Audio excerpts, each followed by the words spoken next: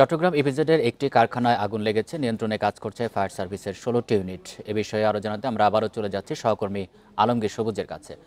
সবুজ, এর আগে আপনি জানাচ্ছিলেন যে আগুনের লেলিহান শিখা বেড়েই চলেছে, নিয়ন্ত্রণে আনা কোনোভাবেই সম্ভব হচ্ছে না। ফায়ার সার্ভিসের পক্ষ থেকে কিছু বলা হয়েছে কিনা, আরও ফায়ার সার্ভিসের ইউনিট বাড়ানো হবে কিনা? আগুনের নিয়ন্ত্রণের কোনো আসলে আমরা সম্ভাবনা দেখছি না, বরং আগুনের যে শিখা সেটা ক্রমান্বয়ে বাড়ছে। এখন 3-4টা ফ্লোর আমরা দেখছি আগুন ছড়িয়ে পড়েছে এবং বলা চলতে গেলে মোটামুটি একজন ছাড়কার যেটা বলা হয় সেই ছাড়কারি হয়ে গেছে এবং আগুন আরো বেশি দ্রুততার সাথে বেড়ে চলেছে। পাশাপাশি যে ফায়ারের বিভিন্ন ইউনিট আসলে যোগ দিচ্ছে, আমরা আসছি দেখে কিছুক্ষণ পর, কিন্তু যে তাদের যে ইকুইপমেন্ট আছে সেটা দিয়ে আসলে খুব বেশি কিছু করতে পারছে না। এবং আমরা আগে যেটা দেখিয়েছিলাম, তারা তাদের যে লম্বা সিঁড়ি আছে সেটা দিয়ে যেভাবে আগুনে পানি দিয়েছিল, সেটা এই মুহূর্তে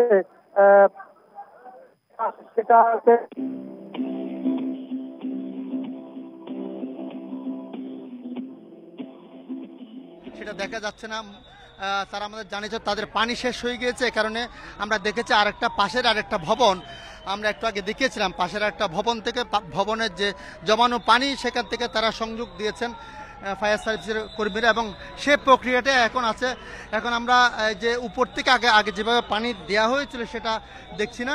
এবং ইতিমধ্যে বলা হচ্ছে যদিও বিমান বাহিনী এবং নৌবাহিনী যুক্ত হয়েছে, কিন্তু ফায়ারের এতগুলি ইউনিট যুক্ত হওয়ার পরেও আসলে তারা ঠিকভাবে তাদের কাজ যেগুলি করতে পারছে না, মূলত অনেক উপরে হওয়ার কারণে পানি ঠিকমতো তারা দিতে পারছে না। এবং এই সুযোগে আগুনের তীব্রতা বেড়ে চলেছে। এবং আমরা যেটা জেনেছি এখানে 3টা ফ্লোরে মূলত আসলে কাজ চলতো, বাকি ফ্লোর গুদাম হিসেবে ব্যবহার করা হতো বলে আমরা জেনেছি। এবং যেটা বলে আসছিলাম, দেখছেন আপনি নিশ্চয়ই সেখান থেকে আগুনের টুকরোগুলো নিচে পড়ছে। আগুনের একদম বশীভূত হয়ে এই টুকরাগুলোর নিচে পড়ছে। নিচে কিছু থাকলে নিচে আমরা একটা বিল্ডিং দেখছি, আসলে হয়তো সেটার উপর পড়ছে। আমরা কাছে যেতে পারছি না, দূর থেকে যেটা দেখছি আমরা তো দেখতে পাচ্ছি 3-4টা ফ্লোরে সম্ভবত আগুন জ্বলছে। আপনি কি দেখতে পাচ্ছেন সেখানে কতগুলো ফ্লোরে এই মুহূর্তে আগুন জ্বলছে? এখানকার যারা আইন শৃঙ্খলা রক্ষাকারী কিংবা ফায়ার সার্ভিসের কর্মীরা বলছেন এটা ছোট ছোট বিস্ফোরণ হচ্ছে বলে তারা বলছেন। আরেকটা নৌবাহিনী আরেকটা গাড়ি ইতিমধ্যে এসেছে, ফায়ারের নৌবাহিনীর গাড়ি যুক্ত হয়েছে। আমরা দেখছি আসলে গাড়ি যুক্ত হচ্ছে, কিন্তু পানি ছিটানোর যে ব্যবস্থাটা আগে আমরা দেখেছি 2টা লম্বা সিঁড়ি দিয়ে পানি ছিটানো, সেটা এখন দেখছি না। এবং ফায়ারের কর্মীরা আমরা একটু আগে দেখেছিলাম পাশের বিল্ডিং যেটা আছে, এই বিল্ডিংয়ের তাদের রিজার্ভার থেকে তারা পানি সংগ্রহ করতে দেখেছি। সম্ভবত তাদের পানি শেষ হয়ে গেছে। এবং না, এখন আরেকটা একদম পশ্চিম দিক থেকে আমরা দেখছি, আমি যদি দেখানোর চেষ্টা করি, আমার সহকর্মী পায়েল ঘোষ যদি একটু দেখানোর চেষ্টা করেন, যে একদম পশ্চিম দিক থেকে পানি দেওয়ার চেষ্টা করছে, নিচ থেকে পানি উপরের দিকে দিচ্ছে ফায়ার সার্ভিসের কর্মীরা। ওইদিকে মূলত তারা মূলত কৌশল করেছে, যেহেতু পূর্ব দিকে এদিকটায় বেশিরভাগ আগুন ছড়িয়ে পড়েছে, ওইদিকে একটু কম আছে পশ্চিম দিকে, সে কারণে সেদিকে পানি ছিটিয়ে আগুন নিয়ন্ত্রণের চেষ্টা করছে ফায়ার সার্ভিসের কর্মীরা।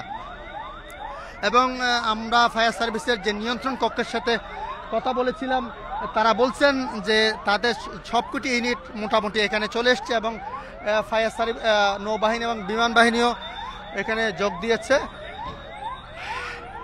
উৎসুক জনতা এখানে যারা ছিলেন এতক্ষণ, তাদের জন্য কাজ করতে ব্যাগ পেতে হচ্ছিল। ছড়িয়ে পড়ছে, আস্তে আস্তে নিচের দিকে আসছে।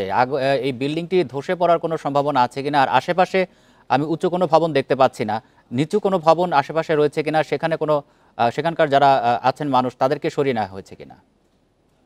যে আমাদের কাছে তারা যে অভিযোগ করেন কিংবা অনুরোধ করেন যে সরকারকে জানাতে, বড় আগুনের সময় তাদের যে প্রয়োজনীয় যন্ত্রপাতির অভাবে তারা আগুন নিয়ন্ত্রণে তাদের ব্যাগ পেতে হয়। আজকেও সেটা হয়েছে। এবং যেহেতু 8তলা ভবন, আপনি দেখছেন নিশ্চয় অনেক উপরে, সেখানে পানি দেওয়ার মতো আসলে যেটা পর্যাপ্ত যে ব্যবস্থাপনা সেটা ফায়ার সার্ভিসের নেই।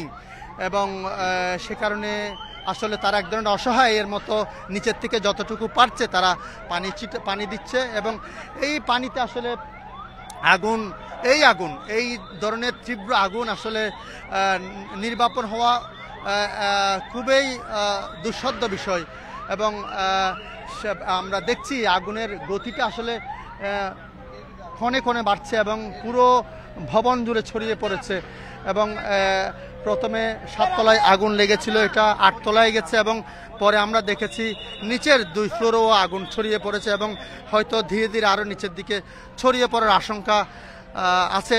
তবে যারা ফায়ারের কর্মীরা আছেন তারা আপ্রাণ চেষ্টা করছেন যে আগুন নেভানোর যায় কিনা, কিভাবে করা যায়।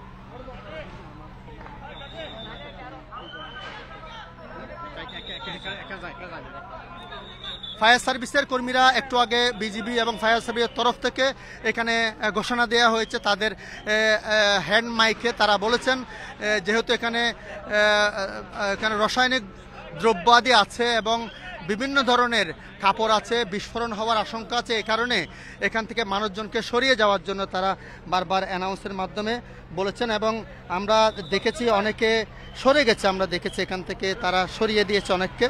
আমার সাথে অনেকক্ষণ থেকে এখানে এই ঘটনা